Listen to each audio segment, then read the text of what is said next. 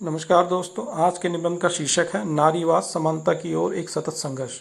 नारीवाद एक सामाजिक, राजनीतिक और बौद्धिक आंदोलन है जिसका उद्देश्य महिलाओं को पुरुषों के समान अधिकार, अवसर और समान सम्मान दिलाना है।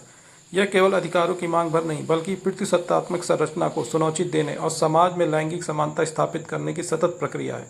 21वीं सदी में जहाँ तकनीकी प्रगति और शिक्षा ने महिलाओं के जीवन को बेहतर बनाने के अवसर दिए हैं, वहीं अब भी भेदभाव, हिंसा और पूर्वाग्रह इसकी राह में बड़ी बाधाएं हैं। नारीवाद का इतिहास कई चरणों में विभाजित है। 19वीं सदी में भारत के राजा राम मोहन राय, ईश्वरचंद्र विद्यासागर और सावित्रीबाई फूले जैसे समाज सुधारकों ने महिला शिक्षा, विधवा पुनर्विवाह और बाल विवाह उन्मूलन के लिए संघर्ष किया। स्वतंत्रता संग्राम के दौरान सरोजनी नायडू, अरुणा आसफ अली और कस्तूरबा गांधी ने नारी नेतृत्व की मिसाल पेश की। विश्व स्तर पर नारीवाद की पहली लहर 19वीं सदी में महिलाओं के मताधिकार और कानूनी अधिकारों के लिए थी। दूसरी लहर 20वीं सदी के मध्य में सामाजिक समानता पर केंद्रित रही और तीसरी लहर 1990 के दशक से पहचान, विविधता, समावेशिता पर जोर देती है। वर्तमान में चौथी लहर नारीवाद डिजिटल माध्यमों के जरिए लैंगिक न्याय और जागरूकता को नया रूप दे रही है। आज नारीवाद को पारंपरिक और आधुनिक दोनों तरह की चुनौतियों का सामना करना पड़ रहा है। पहली, सांस्कृतिक और सामाजिक पूर्वाग्रह। ग्रामीण क्षेत्रों में पितृसत्तात्मक सोच अब भी गहरी जड़ें जमाए हुए है, जहां महिला शिक्षा और स्वतंत्रता को सीमित दृष्टि से देखा जाता है। दूसरी, आर्थिक असमानता। ILO की 2023 की रिपोर्ट के अनुसार भारत में महिलाओं की श्रम भागीदारी लगभग 27% है, जो वैश्विक औसत से काफ़ी कम है। तीसरी, लैंगिक हिंसा। NCRB के 2023 के आंकड़ों के अनुसार हर दिन औसतन 86 बलात्कार के मामले दर्ज होते हैं। चौथी, साइबर उत्पीड़न। सोशल मीडिया पर ट्रोलिंग, मॉर्फिंग और अश्लील संदेश भेजना महिलाओं की डिजिटल सुरक्षा के लिए गंभीर खतरा है। इसके अतिरिक्त नारीवाद को कई बार गलत तरीके से पुरुष विरोधी आंदोलन समझा जाता है, जिसका इसका वास्तविक उद्देश्य धूमिल होता है। इन चुनौतियों के बावजूद नारीवाद के सामने कई सकारात्मक संभावनाएं हैं।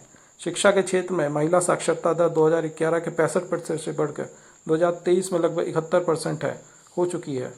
राजनीति में महिला प्रतिनिधित्व धीरे धीरे बढ़ रहा है। हाल ही में पारित महिला आरक्षण विधेयक ने लोकसभा और विधानसभाओं में 33% आरक्षण का मार्ग प्रशस्त किया है। आर्थिक क्षेत्र में महिला उद्यमिता बढ़ी है। स्टार्टअप्स इंडिया के तहत अनेक महिला नेतृत्व वाले स्टार्टअप्स राष्ट्रीय और अंतर्राष्ट्रीय स्तर पर सफलता पा रहे हैं। खेल जगत में PV सिंधु, मीराबाई चानू और मैरी कॉम जैसे खिलाड़ियों ने वैश्विक मंच पर देश का नाम रोशन किया है। अंतर्राष्ट्रीय स्तर पर मीटू आंदोलन ने कार्यस्थलों पर यौन उत्पीड़न के खिलाफ एकजुट आवाज उठाई, जिससे अनेक देशों में कानूनी व नीतिगत सुधार हुए।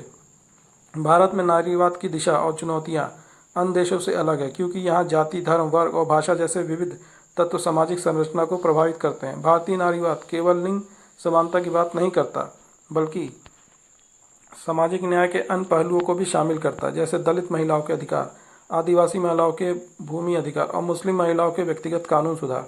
नीतिगत स्तर पर Beti Bachao Beti Padhao, one stop centre योजना, महिला हेल्पलाइन 1090, जननी सुरक्षा योजना और जैसे कार्यक्रम महिलाओं की सुरक्षा, शिक्षा और स्वास्थ्य में सुधार लाने के उद्देश्य से चल रहे हैं। नारीवाद एक सतत संघर्ष है, जिसका लक्ष्य ऐसा समाज बनाना है जहां लिंग के आधार पर किसी व्यक्ति के अवसर, अधिकार और गरिमा में कमी ना हो। यह आंदोलन केवल महिलाओं के लिए नहीं, बल्कि एक ऐसे संतुलित और न्यायपूर्ण समाज के निर्माण के लिए है, जिसमें हर व्यक्ति अपनी क्षमता को पूर्ण उपयोग कर सके। 21वीं सदी में नारीवाद को तकनीकी, शिक्षा और नीतिगत समर्थन के साथ आगे बढ़ने का अवसर है, बशर्ते हम इसे इस सही दृष्टिकोण और समावेशी सोच के साथ अपनाएं। नारीवाद की सफलता इस बात पर निर्भर करेगी कि हम इसे किसी संघर्ष का अंत नहीं, बल्कि समानता और न्याय की दिशा में निरंतर चलने वाली यात्रा के रूप में देखेंगे। धन्यवाद दोस्तों। PDF के लिए टेलीग्राम चैनल ज्वाइन करें, लिंक डिस्क्रिप्शन में है।